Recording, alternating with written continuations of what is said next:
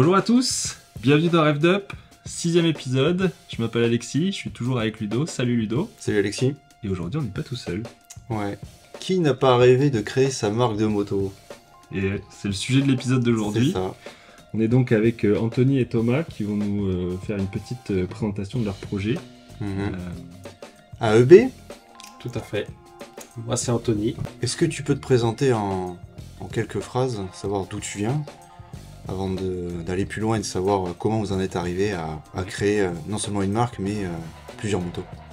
Oui. À la base, on est des passionnés. C'est ça, c'est la passion en fait qui nous a fait cette démarche-là dans la création de pièces à la base. Et ensuite, on s'est dit on va faire des motos. Voilà. Donc on est d'accord que tu as un job à côté pour l'instant. Tout à fait, oui.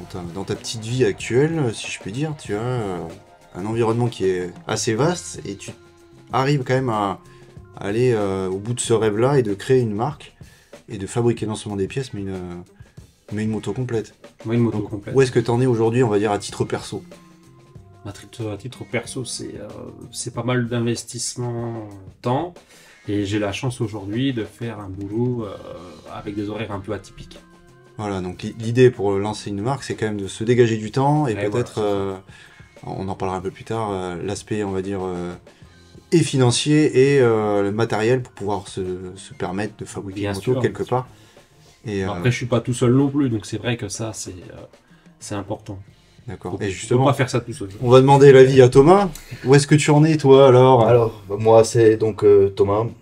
Moi, je suis en fait ce qu'on appelle un agent de sécurité privée et je travaille en fait sous contrat. Et je fais des rotations, ce qui me permet de travailler à l'étranger, par exemple, 2 mois et rentrer pendant 1 mois.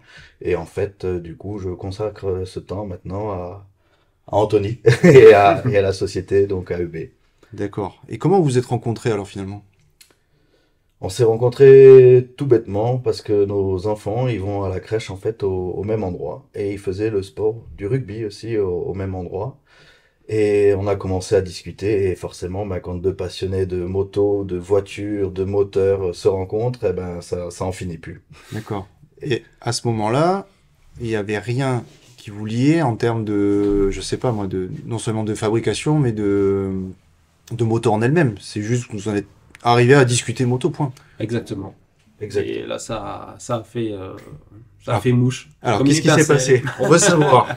C'est quoi c'est le moment charnière, justement, de cette rencontre, c'est de se dire, vous avez une passion pour la moto, et qu'est-ce qui a fait que vous avez décidé de travailler ensemble pour fabriquer et produire une moto? Ce qui a fait, c'est que c'est tout bête. Ça s'est fait le 31 décembre. On a été invité chez Anthony pour aller faire le Nouvel An. Et la cave d'Anthony, c'est un vrai trésor. Du coup, l'alcool est responsable de tout ça. Non, bien avant, justement, valait mieux parce qu'après, sinon, j'aurais mis en plus des fonds dedans. Non, et il m'a parlé de son projet, parce qu'avant, on discutait moto, on discutait pièces, mais c'est vrai que moi, travaillant à l'étranger et lui travaillant, on n'avait pas vraiment eu le temps. Et cette période-là nous a vraiment permis d'échanger. Et on va dire, clairement, il m'a vendu, entre parenthèses, son projet, mais par passion. Et j'ai vraiment adhéré parce que je trouvais ça sain, on va dire, je trouvais ça travaillé et j'ai vraiment adhéré. Et pour que moi j'adhère à quelque chose, je suis Saint Thomas, il faut que je le vois, il faut que je le croie. Et Saint Thomas, effectivement. Voilà, et ça a vraiment matché. Et c'est comme ça que ça s'est lancé et que même pas 5 jours après, on a commencé un peu à regarder ce qu'il fallait faire sur la partie commerciale, toutes les parties en fait du back office qu'on voit pas, qui n'est pas la création de la moto, quoi. Oui. Et justement, si on revient sur l'histoire de la jeunesse finalement d'AEB, c'est un constat qu'il y a aujourd'hui un problème dans le motocross. Exactement, donc je pense que comme beaucoup, vous avez peut-être fait les frais, j'ai commencé moi la motocross à 17 ans et j'avais pas un gros budget et j'ai en fait acheté un 250 CR. Aïe. Donc, constat, j'ai dû la garder 3 mois et je l'ai revendue parce que c'était de la moto très on-off. Petit budget, le vendeur m'avait certifié qu'il avait changé le piston il y a 10 heures, enfin toutes ces choses-là. J'ai dû faire 4 sorties. J'ai pu ramener la moto chez un copain à moi qui a un garage et je me suis retrouvé avec piston, vilebrequin, chemise, enfin le cylindre a changé. Résultat des courses, ben, j'ai perdu plus d'argent que j'en ai gagné et le fait que la moto soit aussi on-off, c'était soit ça partait de l'arrière, soit ça cabrait ou soit je me pétais la gueule. Donc ça a été pour moi vraiment une mauvaise expérience. Comme disait ma prof de maths, le marteau pour assommer la mouche. Et Exactement. on met des outils de mort pour des gens qui globalement ne sont pas des pilotes aguerris et c'est peut-être ça justement que t'as fini déjà par, par entrevoir, n'est-ce pas? Exactement. Ouais. Et donc, bah, grâce à Anthony, à 36 ans, j'ai repris la motocross. Il pourra vous le dire. J'ai une grosse appréhension de monter dessus. Pourtant, je roule en R1. Enfin, moto, j'en fais depuis que je suis petit. Mais j'avais une très, très grosse appréhension. Et en fait, elle est beaucoup plus simple. Beaucoup, beaucoup plus simple à rouler. Finalement, c'est juste ton expérience de la machine était pas adaptée à un usage loisir, quoi. Mais totalement. Et c'est AEB, justement, on cherche un peu à répondre à ça par une moto qui va s'adapter parce qu'on va pouvoir la faire évoluer grâce à des pièces racing, mais aussi une moto qu'on va pouvoir régler sur la hauteur de 4 cm de différence qui va permettre à des gens ou des gens, enfin, je vais pas dire de petite taille parce que ça serait mentir, mais des gens qui sont pas rassurés, on va dire, et qui ont besoin, par exemple, d'avoir les deux pieds par terre, de pouvoir commencer à ce niveau-là. Et grâce à ça, AEB y répond. Et, on a aussi cherché à avoir un moteur qui va durer dans le temps pour éviter justement que les gens doivent passer tous les 30 heures à démonter un piston. Et en plus de ça, je pense qu'on est à un prix assez attractif par rapport à la machine. On va y revenir là-dessus. Je voulais juste revenir un petit peu sur Anthony, sur son parcours. Sur la moto en elle-même. Quand je dis la moto, c'est l'univers de la moto. T'es passé par quoi? Alors, Quel modèle? Est-ce que t'es à vraiment la été base, purement enduro, purement cross? Est-ce pas que du après, tout. voilà. Pas du tout, parce que à la base, ça a commencé avec mon père, quand j'étais tout petit, à 12 ans. Mon père m'a amené un moteur sur un établi. Et là, je tournais autour, je ne savais pas ce que c'était. Mon père me dit, vas-y, tu peux le démonter. Et par hasard, en passant avec les copains dans un libraire, je vois un magazine, Mop Shop. Et sur Mop Shop, il y avait marqué Polini. Et là, j'ai tilté sur le moteur, il y avait marqué aussi Polini. Et là, c'est l'étincelle qui m'a dit, il faut que je démonte, il faut que je regarde ce qu'il y a dedans et tout. Et en fait, il s'avère que c'était un kit 75 d'époque, sur un moteur de 103 Polini, quoi. Et c'est ça, après, ça m'a martelé dans la tête. Et puis, à 14 ans, j'avais la mob, on bricolait, tout ça. Puis, de fil en aiguille, voilà, on en est venu à AEB, quoi.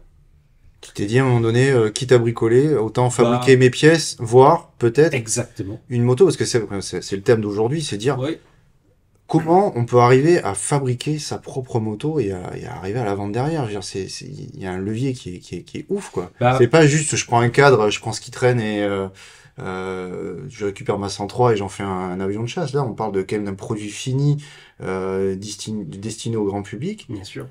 Il s'est passé quoi dans ta tête, en fait, à ce moment-là? Ce qui a décidé Bah, à ce ça? moment-là, moi, c'est surtout parce que c'est pareil, un peu comme Thomas. Il y a quoi, il y a 4 ans, 5 ans bientôt, je me décide de me mettre à l'enduro. Parce qu'on Voilà. fait pas mal de pistes. Mais je me dis, tiens, moi, je vais me prendre une enduro, puis je vais aller faire de l'enduro. Donc, je m'achète un 300 gaz de 2009. Et pareil, j'achète à un prix correct. Parce que quand même, d'accord, c'est un avion de chasse, quoi. Oui, oui, bah, je me suis dit que moi j'ai l'habitude au R6, enfin aux grosses bécanes sur la piste, je vais pas prendre une moto de kiki, hein. Ouais. J'ai dit, tiens, je vais prendre un 300 gaz. Donc je prends un 300 gaz. Et là, les amortisseurs à refaire, le piston et tout ça, allez, on y va. On le met pour 2000 € dedans. Bon.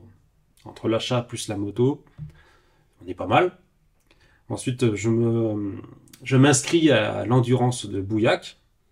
Donc c'est à peu près 3 heures avec un ami, là, on voulait faire ça. Et il s'avère que même pas 20 minutes après, mon câble de gaz reste accéléré lors d'une une bosse. Et là, bah, je m'envole et puis je retombe sur le guidon, genou cassé. Tout ça à cause d'un câble de gaz effiloché.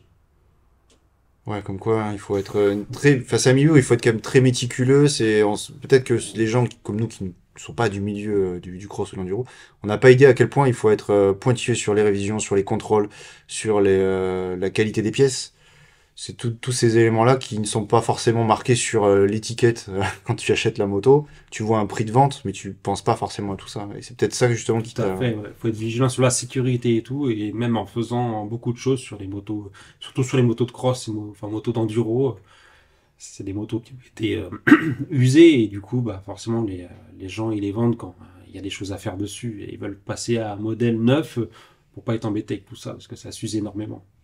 Mais on est d'accord que tu es passé d'abord par la confection de pièces avant d'arriver à l'idée Oui, parce que bon, c'est vrai que de la moto. Parce qu'AEB, c'est quoi finalement? Parce qu'on AEB, dit là, on va parler de moto, mais AEB finalement, c'est pas, vous êtes passé par 2 étapes en fait. oui, en fait, la première étape, c'est la fabrication de pièces pour des motos anciennes, parce qu'aujourd'hui, sur les motos récentes, c'est pas comme à l'époque du 350 RDLC quand il était sorti, c'était mythique.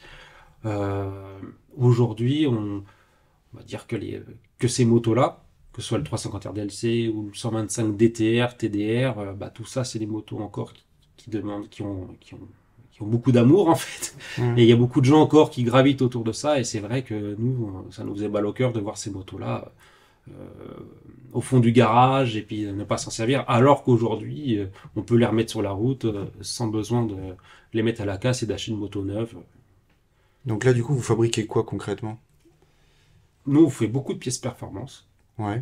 Et à la base, c'était commencé par les pipes d'admission qu'on refaisait parce que les pipes d'admission d'origine en caoutchouc se fissuraient.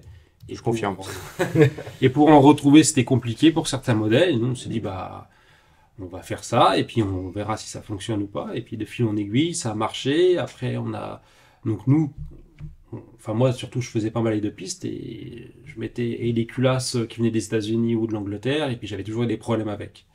Et sur ces culasses-là, il s'avérait qu'il y avait un souci technique que j'avais détecté. Et du coup, bah, je me suis dit, bah, pour éviter tout ça, on va en refaire avec une autre logique. D'accord. Et En améliorant pas mal de choses et tout. Et il s'avérait que ça fonctionne. Aujourd'hui, il y a beaucoup de gens qui utilisent nos culasses. Autant sur les 350 RDLC, les Banshee, les quads.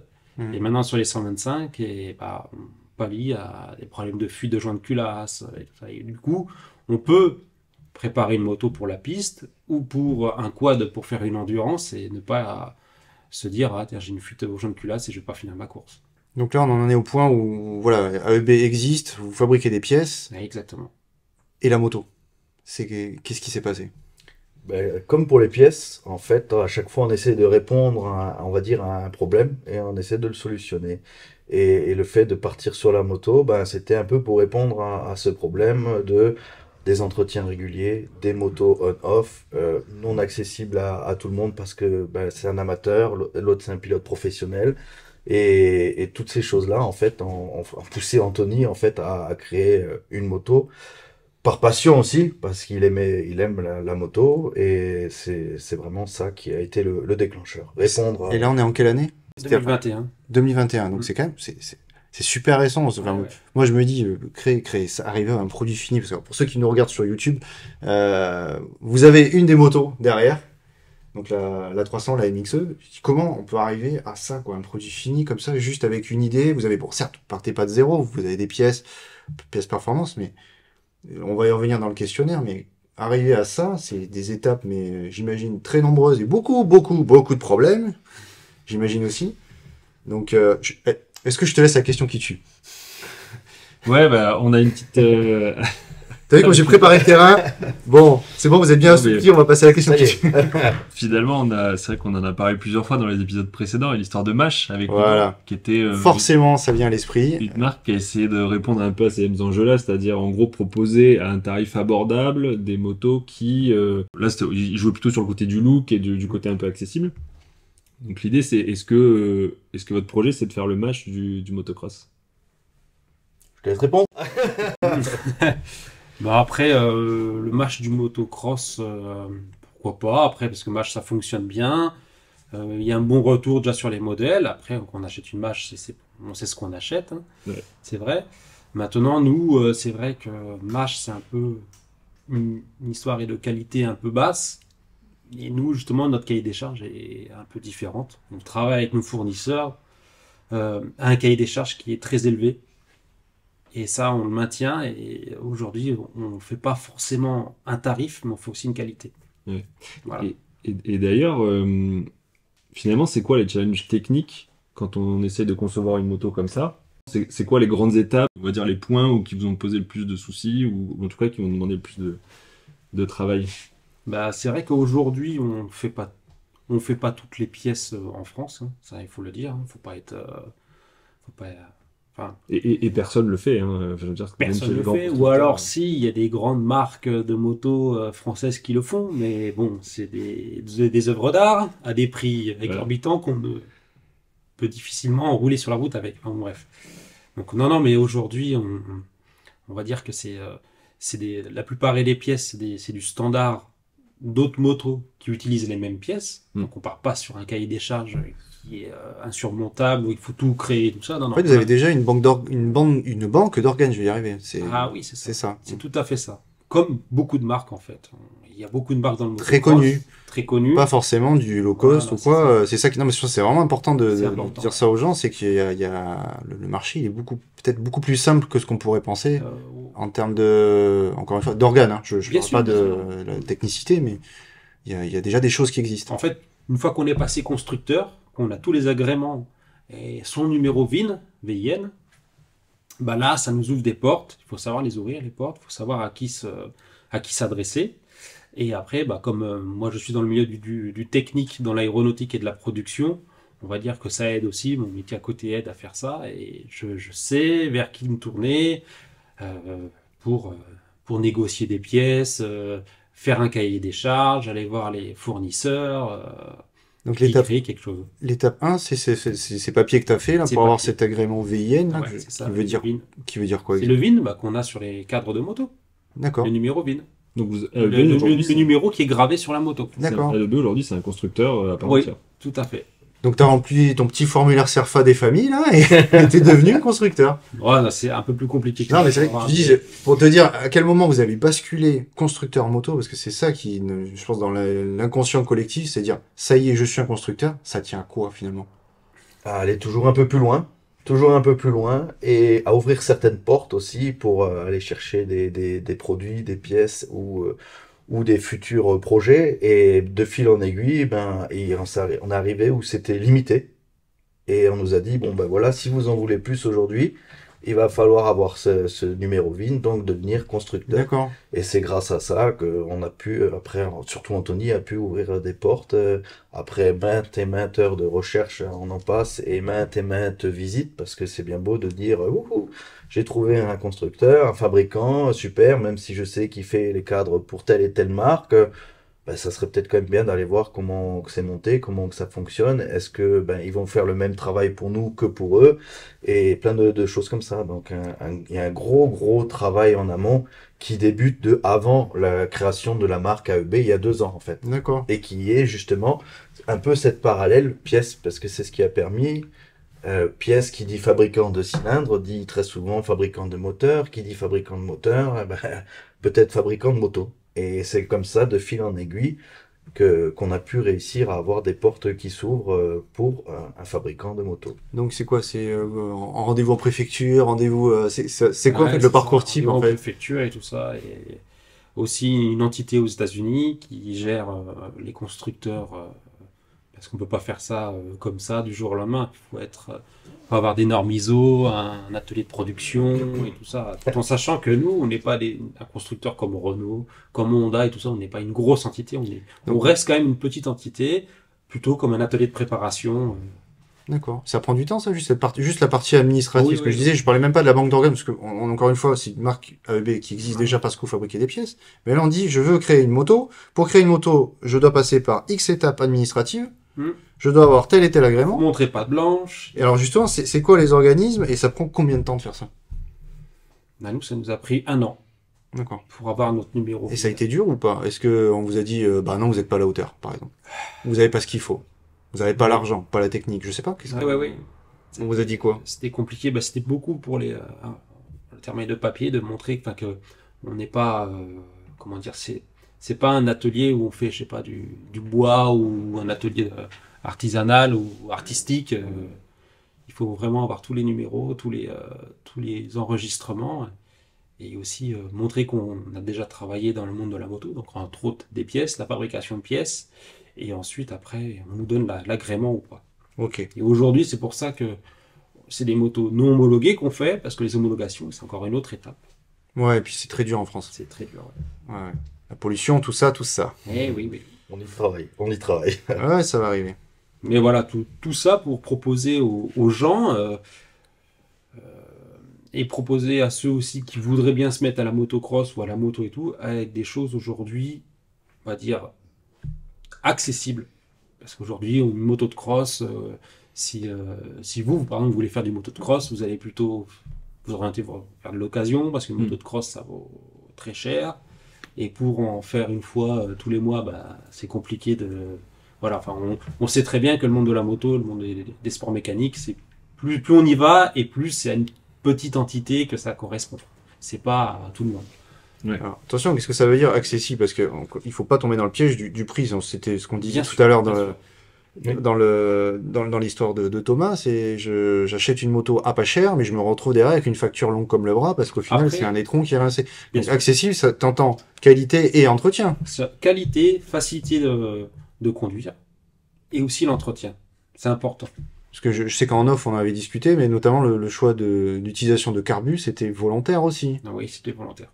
Car Parce que aujourd'hui, avec l'injection, c'est un peu verrouillé. C'est pas open source. On est obligé de passer chez un constructeur qui passe la valise, ça va nous coûter, je sais pas combien. Et demain, si la personne a tombe en panne dans un chemin ou au bout de sa rue ou dans son champ qui est derrière chez lui, bah, avec un carburateur, il pourra démonter et réparer sur place. Et venir. donc dans le choix des pièces, volontairement, Dans le choix des dans pièces. votre cahier des charges, c'est on veut du pratique, on veut Voilà. du fiable. C'est ça. Et donc on est passé par le carbu. Il y a peut-être d'autres, je sais pas, je suis pas spécialiste, mais j'imagine qu'il y a d'autres éléments qui ont été choisis pour ça.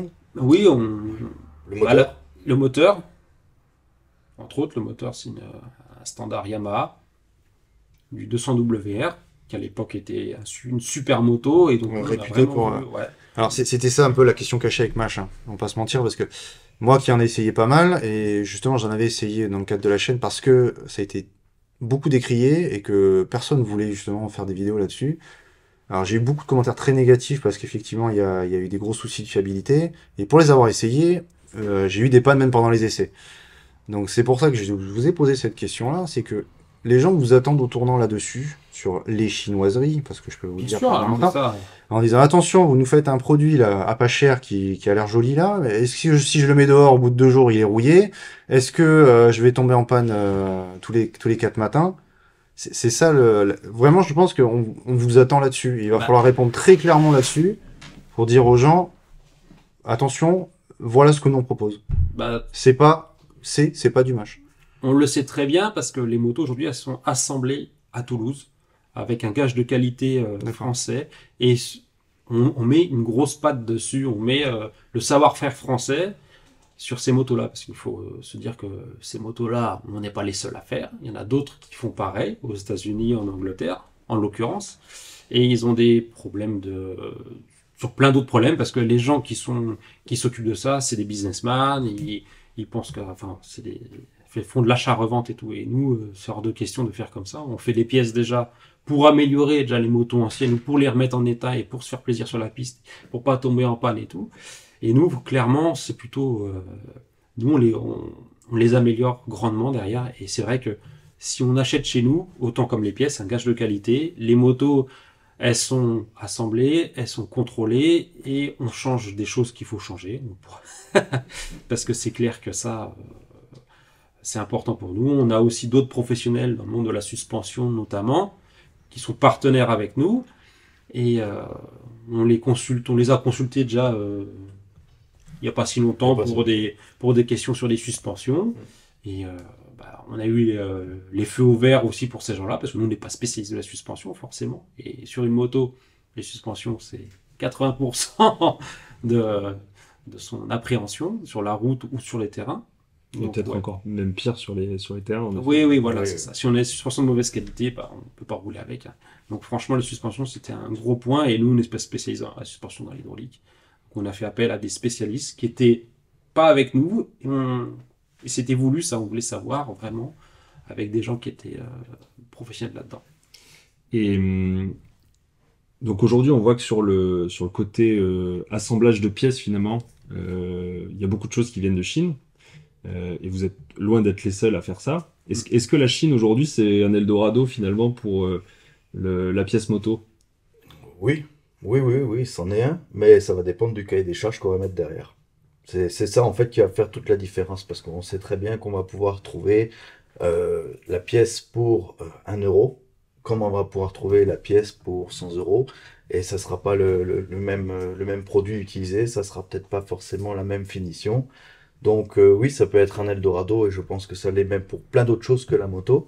Mais attention au cahier des charges derrière parce que forcément on est à le droit, hein, la moto, je peux la trouver chez Alibaba pour 1500 euros, c'est la même, c'est ci, c'est ça, oui peut-être, mais il y a des différences, il y a des grosses différences et c'est là où il faut faire attention.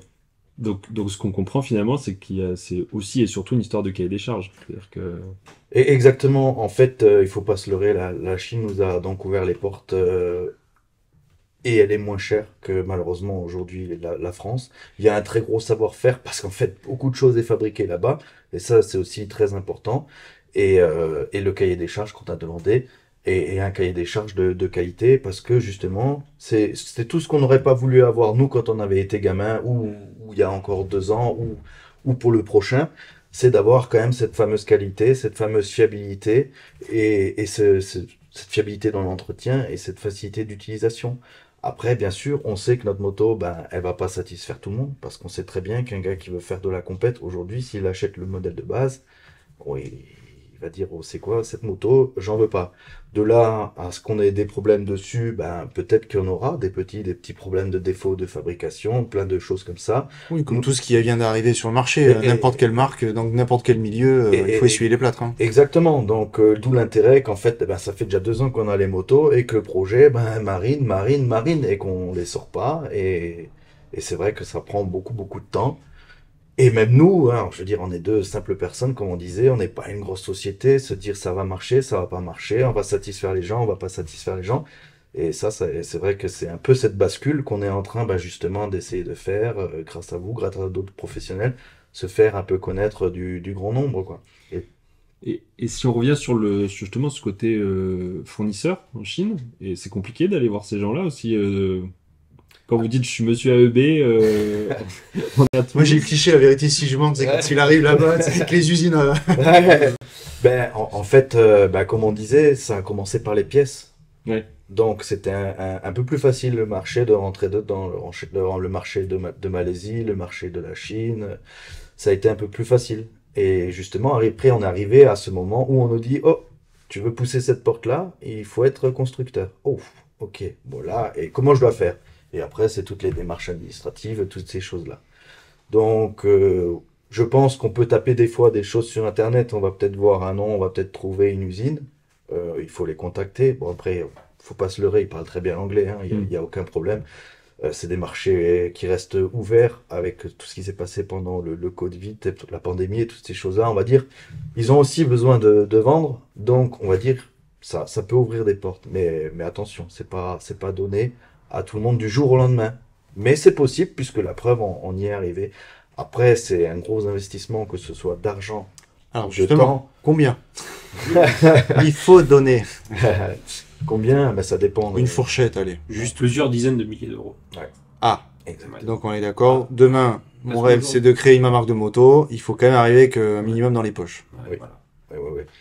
Et je dirais pas tant parce que si on n'a pas 100 000, 150 000 euros sur le compte qui vont pas ouvrir, mais c'est que si on veut avoir le produit, voir le tester, avoir plusieurs prototypes, et ben à chaque fois ça fait des investissements, on a des frais, on a de la TVA, on a des taxes d'import, on a du transport, et on n'est pas toujours satisfait. Et c'est là en fait le gros du travail, c'est qu'il faut qu'on arrive à tester en amont, et d'où l'intérêt aussi après de faire tester à des gens autres que nous, qu'on ait des retours de professionnels, que ce soit de la suspension, que ce soit des pilotes, que ça peut même être n'importe le simple personne lambda qui voit la moto et se dit c'est joli, ça tape à l'œil, ça fait un beau bruit et c'est vrai que ça englobe un tout quoi.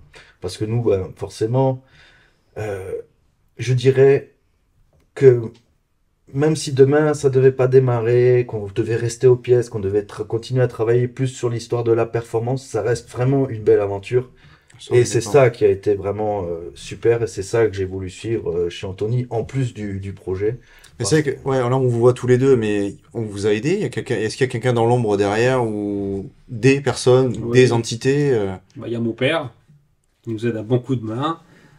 Et ensuite, il fait quoi dans l'aventure? Parce qu'on aimerait bien connaître les rôles un petit peu de chacun. Qui fait quoi au final dans tout ça? Il m'aide pas mal sur les pièces, à la partie envoi, logistique, nettoyage des pièces, à tester aussi, parce qu'il teste des pièces parce qu'on fait des pièces, des kits 175 pour des TMX. Donc ça, c'était aussi une grosse partie. Donc les culasses, les réglages, tout ça. Mon père, il fait un support aussi sur tout ça. Et c'est vrai que de fil en aiguille, après, c'est sûr qu'on n'est pas Amazon ou quoi. Donc vous êtes trois alors finalement, entre guillemets, si j'ose dire. Ouais, D'accord. Et toi, ton rôle, Thomas, c'est quoi? Tout. Moi, j'ai fait le ménage. Je fais le café, Je suis travail. je monte la moto, j'aide sur la partie commerciale, je roule, je teste. Enfin, au fait, on est obligé de tout faire. D'accord. Il y a pas de, enfin, j'imagine qu'il y a des affinités et des domaines de compétences quand même qui sont plus à droite ou à gauche. Anthony, par exemple, ça pourrait être quoi? La technique, on peut dire. La D'accord. mécanique, tout ça, on va dire que la recherche de pièces aussi.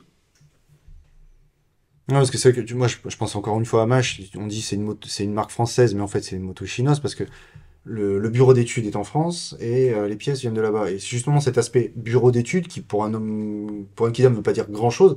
C'est-à-dire quoi? T'es ingénieur, c'est toi qui fais les plans 3D, c'est toi qui fais les calculs techniques pour que les pièces soient compatibles. Je dis n'importe quoi, mais tu vois ce que Ah oui, tout à fait. Mais aujourd'hui, de toute façon, les marques, les grandes marques aujourd'hui, ne font pas tout en interne. Moi, je me fais aider aussi avec d'autres personnes qui sont dans l'ombre, qui c'est des amis et tout ça, qui ont déjà travaillé chez des grandes marques.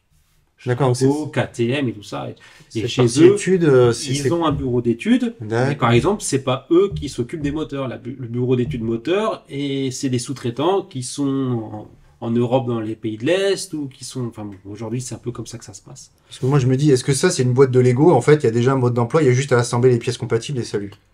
Tu vois ce que je veux dire? Oui. Est-ce que c'est ça, en fait, le constat? Ou est-ce que derrière, il y a eu besoin de faire des maquettages, des schémas très compliqués, des calculs je sais pas, Alors aujourd'hui, en fait, technique, j'en sais rien.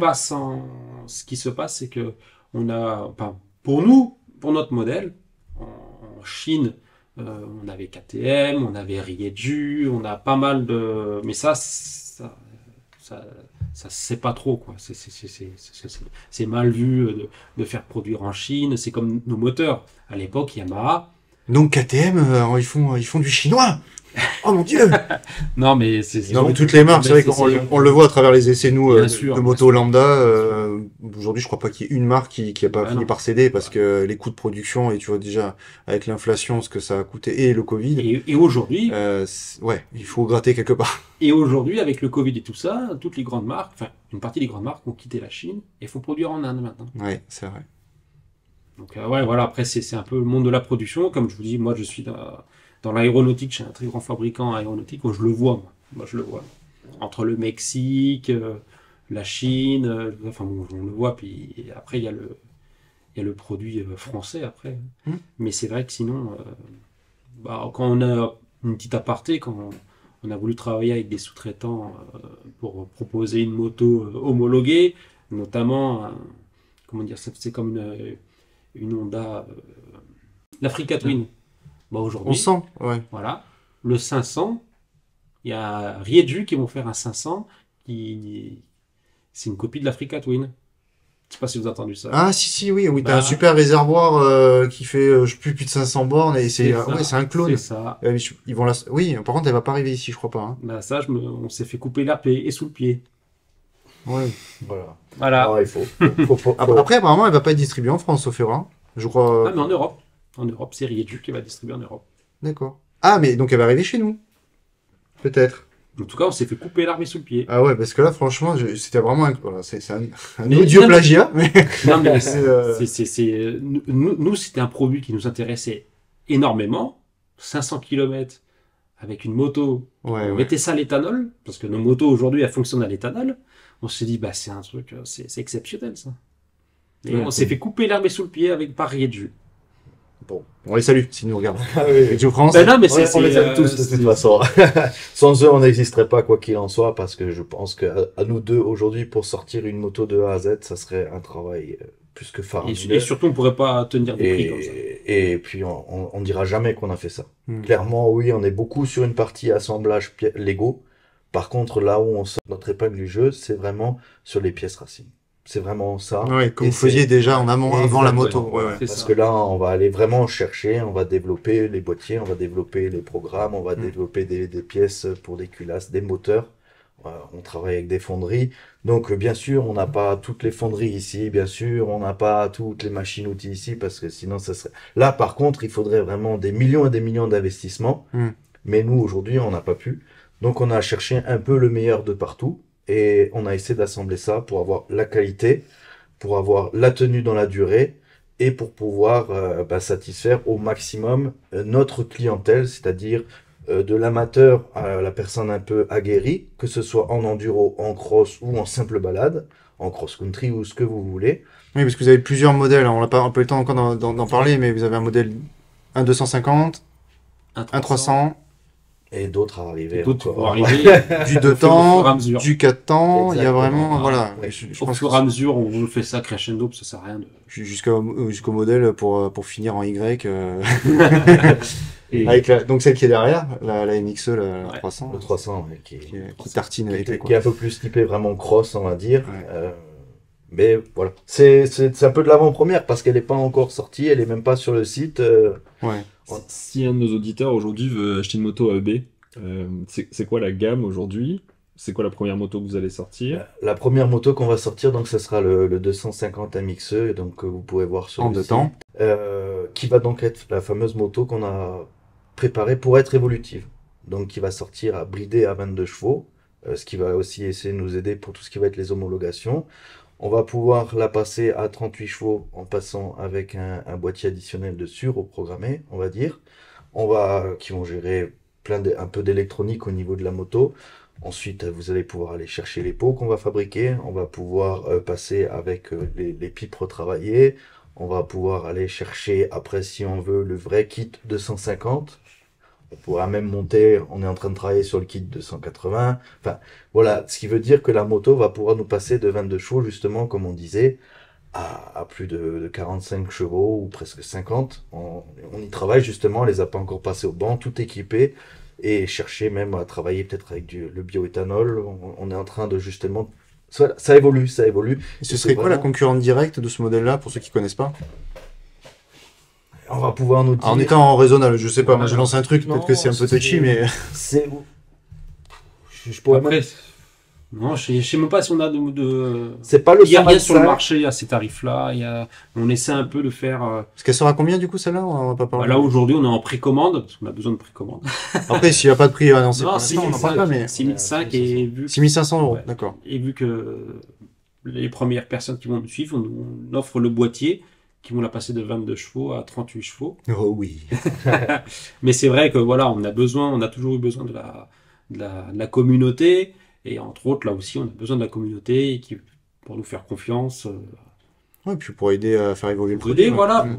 Aujourd'hui, c'est pas une moto homologuée. Demain, si ça l'est, si on arrive à avoir assez de financement, un peu tout, si on a des professionnels aussi qui nous suivent, des petits garages et tout ça qui veulent aussi, ça, nous, on est preneurs, voilà, on est ouvert. Avis aux auditeurs, s'il y en a qui veulent faire des partenariats avec AEB pour voir essayer les motos et peut-être qui sait les distribuer. Pourquoi pas, oui. Petit message et puis voilà. J'ai envie de parler du côté SAV, puisque vous êtes un constructeur. Du coup, j'imagine qu'il y a ça à gérer aussi derrière. Comment ça se passe pour vous? C'est un défi? Il faut stocker des pièces? Ça fait partie d'un budget, oui, exactement. Du stock, oui. C'est du stock. C'est du stock. Donc aujourd'hui, on a de quoi répondre sur déjà tout ce qu'on aurait en stock. On l'a déjà doublé. Ouais. Donc, comme vous avez pu le voir, on a les étagères, elles sont pleines. Donc là, il y a un gros garage ici. Et la partie cachée, Voilà. mais c'est du personnel, c'est pas la partie, c'est vraiment de la partie personnelle. Mais donc oui, on a besoin d'avoir un stock tampon. Après, l'avantage c'est qu'on fait partie d'avoir fait cette moto, on va dire qu'on pourrait appeler Lego. Merci Ludo. Désolé pour les non, images, non, non, mais c'est très bien. Nous permet aussi de pouvoir accéder aux pièces sur tout catalogue. Voilà. Donc, vous pouvez nous contacter parce qu'on est à côté, parce qu'on répond, parce qu'on envoie un mail, on vous envoie la pièce en SAV. Garantie parce qu'on veut aider ou vous avez besoin de la pièce, vous avez peur de pas la trouver, vous pouvez venir nous voir. Il y a plusieurs voies et c'est vraiment le gros avantage parce que si demain on a vendu son moto, qu'il faut autant et tant de stock, que ci, que ça, et que les gens sont obligés de venir que chez nous, c'est aussi mettre une bride à la vente de la moto et à l'évolution de la moto. Et c'est justement tout ce qu'on voulait pas. Alors peut-être qu'on se coupe un peu l'herbe sous le pied. Non, mais c'est le plus important, c'est de rassurer les gens, parce que on en a discuté en off, on parle beaucoup dans l'émission. Moi, j'ai acheté une Fantic Caballero, qui est certes italienne sur le papier, mais qui est quand même une base aussi, notamment mécanique chinoise. Premier réflexe, c'est de me dire, c'est pas cher, c'est joli, ça a l'air fun, mais est-ce que je suis prêt, malgré le prix modeste, à prendre un risque financier, peut-être être marié avec derrière pour ne pas pouvoir la revendre, parce que elle est pas encore connue, elle est pas encore éprouvée, et il n'y a pas encore de retour, ni de marché de l'occasion. Et tout ça, c'est des paramètres que je pense que les gens doivent avoir en tête et se dire pourquoi on vous ferait confiance. Bien sûr. Et c'est à ça que vous devez répondre. Non, mais c'est vrai. Ouais, Ça, bon, c'est dur de.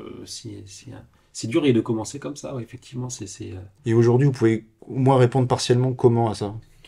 Bah, déjà, c'est un moteur de base Yamaha et une partie cycle de moto récente. Donc, C'est en du fait, Minarelli, c'est ça? C'est du... Le moteur Yamaha, c'est quoi? le moteur Yamaha, bah, Ouais. c'est du Minarelli, oui. Ouais. On trouve la majorité des pièces chez Yamaha, les pistons, les joints, tout ça, on les trouve encore, même nous et dans nos catalogues. Donc, ça nous évite de trop stocker aussi. Parce que si la pièce spécifique dispo que chez nous, que chez un de nos fabricants, Revendeur. sous-traitants, ça va être compliqué pour nous. Ouais, Faire ouais. un gros stock. Donc voilà, il n'y a pas de souci pour les pièces. S'il y a un souci, il y a les auras. C'est du standard. On n'a pas eu besoin de faire d'essais sur des pièces spécifiques et tout. Les freins et tout ça, c'est du standard qu'on trouve dans tous les catalogues bières, dans tous les catalogues Parts Europe. Ça, c'est important de le souligner. Les kitchens, c'est pareil, c'est du standard. On a pris des beaux Lego qui existent de bonne qualité. Bon, je savais que j'aurais pas dû la faire, celle-là. Je me casse. Non, mais c'est ça, c'est que oui, bien sûr, pour l'instant, personne ne nous connaît, mais allez voir déjà ce qu'on fait au niveau des pièces, allez voir les commentaires qu'on laisse. C'est vraiment la qualité qu'on a essayé de faire transpirer pour l'assemblage de la moto. Donc oui, moi je dirais qu'on est sur un produit qui va être un bon rapport qualité-prix, qui va durer dans le temps. Dire que aujourd'hui le marché de l'occasion, ça va se revendre plus cher, moins cher, ben ça c'est C'est trop tôt, ouais, bien dira. sûr. Ouais. Et il faut que les gens l'essayent, ce sera eux notre meilleure pub. Et, C'est clair. et ben forcément, s'il y en a beaucoup qui se vendent et que la moto s'avère être vraiment très bonne dans ce qu'on cherche et dans notre clientèle, ben, le marché de l'occasion à ce moment-là se fera à ce moment-là. C'est vrai que du coup, on a oublié de reparler des deux autres modèles, parce qu'au final, si j'ai bien compris, il y en a trois. Il y a la 250, Oui. MXE, il y a la 300 qui sera une sorte de contre CRF-L de chez Honda, donc une base 4 temps. Vous pouvez en dire un petit peu plus sur celle-ci, ou c'est encore un peu tôt? C'est encore un peu tôt parce que c'est vrai qu'on attend vraiment toutes les homologations qui vont être faites. Oui, parce que dessus c'est pour l'objectif, pouvoir, c'est Si c'est pas pouvoir, homologué, on proposera pas. Ou si on propose, il faudra qu'on stocke encore des motos, des moteurs et tout ça. Et aujourd'hui, on n'a pas c'est clairement pas l'objectif de stocker des centaines de milliers d'euros sur étagère. D'accord. Donc non, on fait ça crescendo. Mm. Si ça fonctionne, effectivement, on pourra me proposer un petit modèle de 54 temps non homologué. Pour par exemple le 25 Power, le championnat 25 Power, voilà. Et- Ce genre de Oui, choses là, ouais. on serait sur une base plus ou moins équivalente à ce que j'ai moi sur le Fantic en termes de motorisation. Oui, en 4,50 ou en 2,50, ouais. Ouais. En 4 temps, ouais. Tu peux nous dire un petit mot peut-être sur la dernière, donc la 300, sur l'aspect technique ou... Bah, la petite 300, c'est plutôt la grosse. Hein. Ouais, Pour les gens qui ont des grosses. Hein, Ah oui, là, ils il en trouvent faut. que le 2,50, il n'y a pas assez de. de watts, et ils disent on va faire un K300, et là ils sont servis. Mais forcément, comme ça marche plus, c'est l'entretien et tout ça est plus important aussi. Alors que sur notre 250, on peut faire 100 heures, 150 heures sans ouvrir le moteur et tout ça, il n'y a pas de problème. On peut l'acheter la 300 pour l'instant ou ça reste un... C'est en précommande. C'est en précommande. On peut en faire en précommande. Combien Vous avez un prix, vous avez quelque chose déjà annoncé ou On attend encore quelques papiers pour vraiment établir le prix des finales et définitifs. On reste en attente. Voilà, on reste en attente. On avait eu quelques petites surprises, donc on veut d'abord combler la surprise avant de parler vraiment prix, parce que tout est un coût, donc... Vous avez déjà de bons retours, hein, de ce que j'ai compris des essayeurs.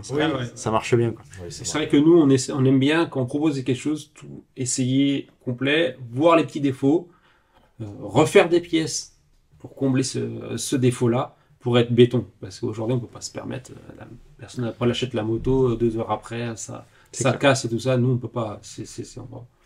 Où est-ce qu'on peut la voir, du coup, la moto? Vous la montrez? Vous allez sur les terrains? On va sur les terrains, on est très souvent à Candy, le dimanche, hein, comme on n'a rien d'autre à faire de nos vies, bien sûr. Alors, pour les gens de Toulouse, hein, ceux qui connaissent, oui, voilà, le circuit Candy. Exactement, c'est un très beau lieu, c'est magnifique. Moi, je savais même pas que ça existait avant d'arriver sur la région toulousaine, hein, clairement. Et c'est phénoménal. C'est convivial, en plus le soir, jusqu'à 1h du matin, le week-end. L'ambiance est top. Et je vais pas dire que c'est notre terrain de jeu, mais c'est un peu aussi notre piste d'essai. Ça permet. Après, mais récemment, on est allé à Bouillac pour le championnat. Et on va continuer d'évoluer. On devrait faire le Royal Hills. Enfin, pour l'instant, on présente. Au pire, on vous contacte sur les réseaux, j'imagine. Oui, vous avez quoi exactement Facebook, un Instagram. Donc on tape AEB tout simplement, voilà, on laisse un petit message en privé et puis c'est ça. Et on voit pour la suite. Ouais, exactement. Ça marche. Et puis quelque chose me dit qu'on retrouvera peut-être un petit essai bientôt. Parce qu'on a prévu d'aller se faire une... Ah, c'est pas faux. Non, oui, bien sûr. Il y aura l'essai des MXE sur votre belle chaîne. Ouais, et puis on aura l'occasion du coup de faire un retour, nous, sur nos ressentis. Et puis, en tant que débutant, hein, puisque on est votre cœur de cible. Exactement. Voilà. Ouais. Ok, écoutez, merci. Merci à vous. D'avoir fait le petit historique sur AEB. J'espère que nos auditeurs en ont appris plus, que maintenant ils connaissent la marque, qu'ils vont s'y intéresser. Comme on le disait, on se retrouve dans peu de temps pour un essai terrain. Exactement. Avec la moto. Qui sait, peut-être de sujets à explorer aussi, puisque, comme on disait, vous fabriquez des pièces. Je pense que les gens aimeraient savoir comment on fait un échappement, comment on fait un carbu, comment ça marche, et je pense que vous avez beaucoup de réponses à apporter, puisque vous les faites. Oui, tout à fait. Il y a des sujets à venir, donc on sera ravis, j'espère, de vous retrouver bientôt pour ces petits sujets-là. Et ben voilà. Merci à tous, en tout cas, de nous avoir suivis. J'espère que cet épisode vous aura plu. N'hésitez pas à me laisser des petits commentaires, ça fait progresser la chaîne.